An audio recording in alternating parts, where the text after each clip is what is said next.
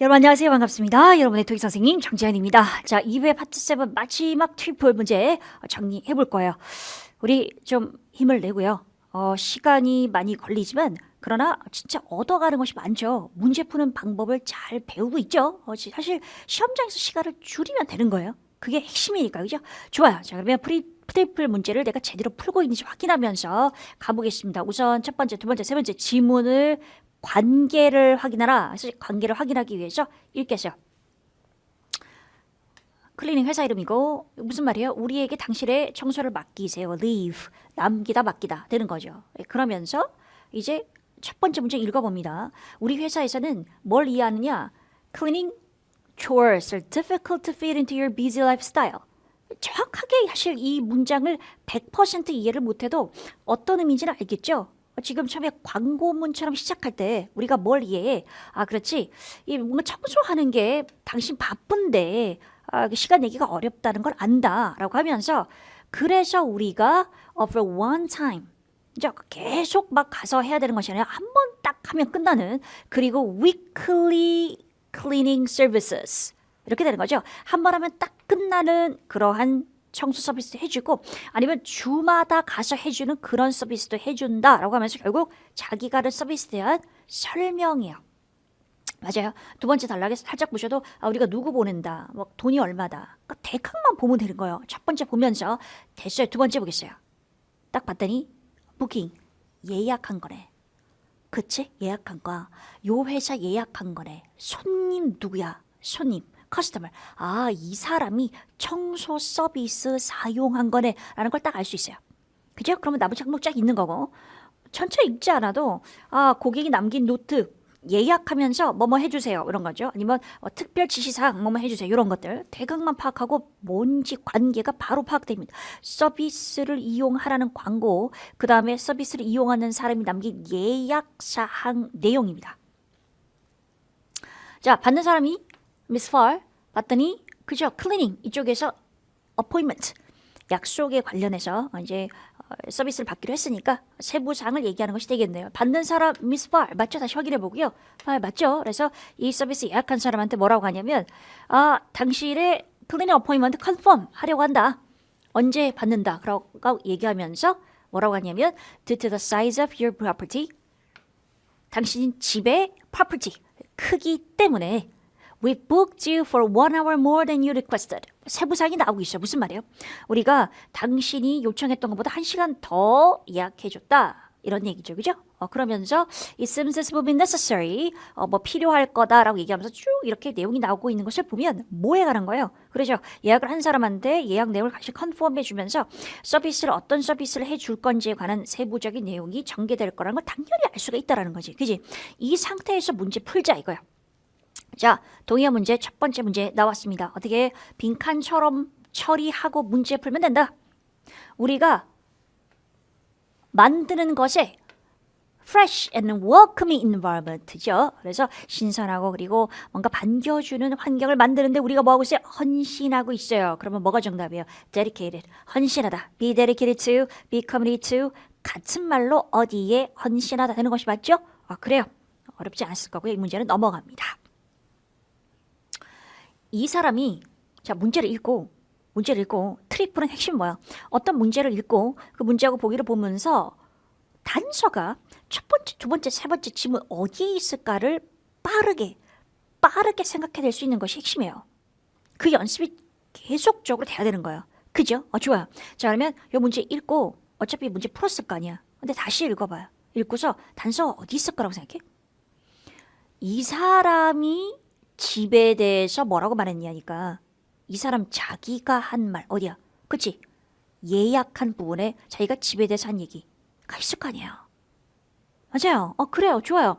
자 그럼 보겠어요? 보기를 봤더니 전등이 깨진 게 있고 그 다음에 more than one story tall 이건 무슨 말이에요? 1층보다 더 많다라는 거니까 집이 2층 집, 3층 집이다라는 거고 이건 천장이 높다라는 거고 최근에 레노베이션 있었다라는 거고 그죠? 자 그러면 봐야 되는데 자기 집에 관해서 뭐라고 얘기를 했느냐 그러면 서비스 데이트 전에 받아본 적 있냐 이런 거 다 상관없고 내려가서 Cleaners will need a tall ladder 보는 순간 눈이 떼어야 되죠. 왜요? 좀 전에 보기를 읽었거든. 관련된 부분이 있었거든. 계속 읽어볼까요? 뭐가 필요해? 큰 사다리가 필요해. 큰 사다리가 필요해. 뭐 하기 위해서?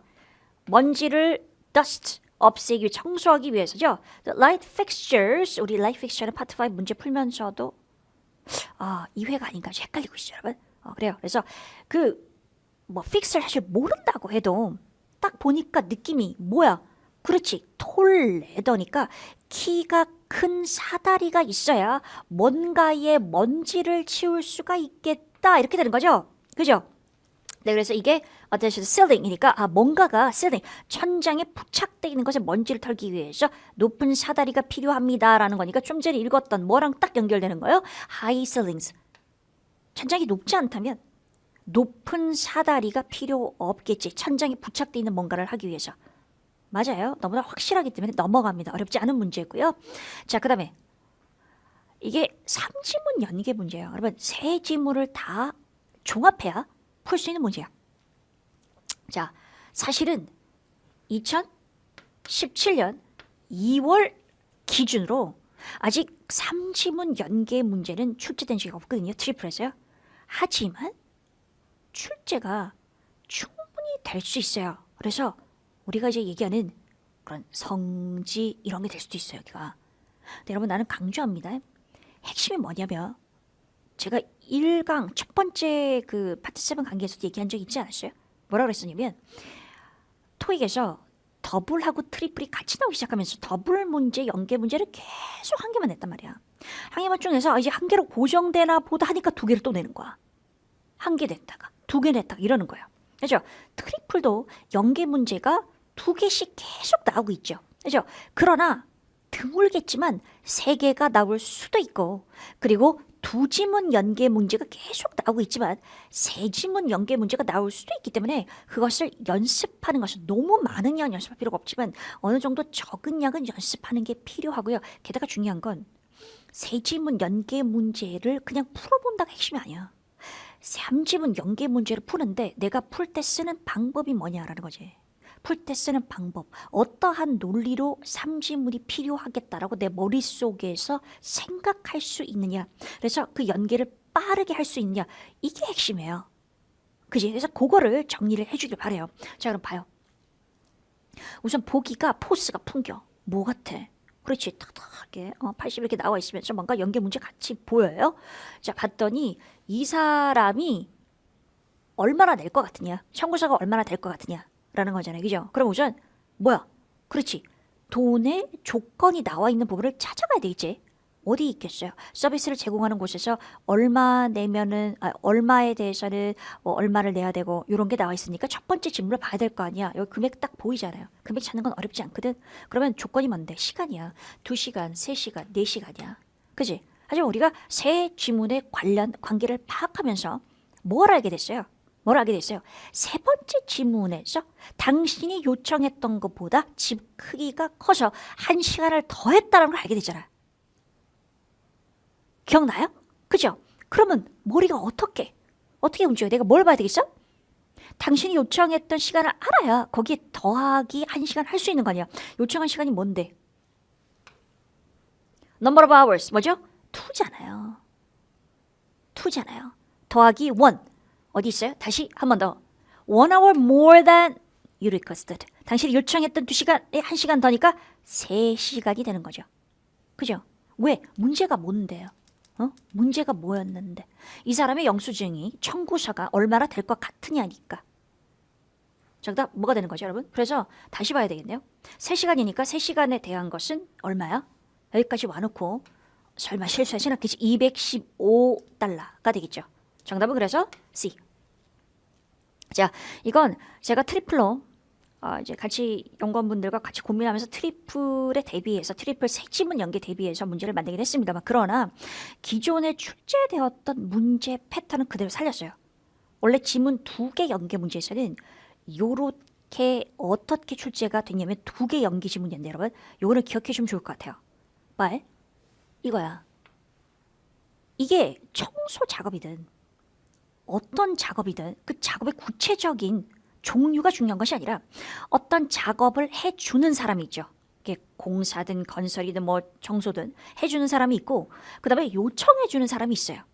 그러면 시험 문제가 어떻게 나오냐면 결국 얼마의 요금을 낼 것 같은가라고 했었을 때 요청하는 사람이 말한 거하고 실제 해주는 사람이 말하는 거하고 차이가 있는 거예요. 그래서 수행자가 당신이 이렇게 요청했지만 근데 살펴보니까 견적이 그렇게 안 나와요. 하나 더 해야 되겠어요. 하나 덜 해야 되겠어요. 요런 식의 내용이 반복되면서 시험에 출제가 많이 되고 있다라는 거죠. 이게 정말 꿀팁 배경 지식이 되는 거예요. 이런 때 익숙하면 익숙할수록 문제가 더 수월하게 풀려요. 뭔가 그럴 것 같은 느낌이 들거든요. 이게 감인 거죠. 이런 게 감이 있다라는 거거든. 그래요. 자, 따라서 어떻게 문제 풀인지 알겠죠? 우선 이 돈이 있는 부분을 찾아가서 조건을 받고 조건을 살펴보고 그러나 수행자가 말한 부분에서 끝내지 말고 요청자가 말한 부분에서 끝내지 말고 작업을 수행하는 사람이 혹시 변경하는 부분이 없느냐. 그죠? 변경하는 부분을 어디 비춰서 요청한 사람이 말한 그 조건을 그 다음에 지문에서 찾는 것은 쉽단 말이에요. 시간 부분이면 시간 부분. 그죠? 뭐 크기라면 크기 부분 이런 걸 찾는 건 쉽단 말이에요. 이해됐어요? 요걸 기억하는 게 좋겠다.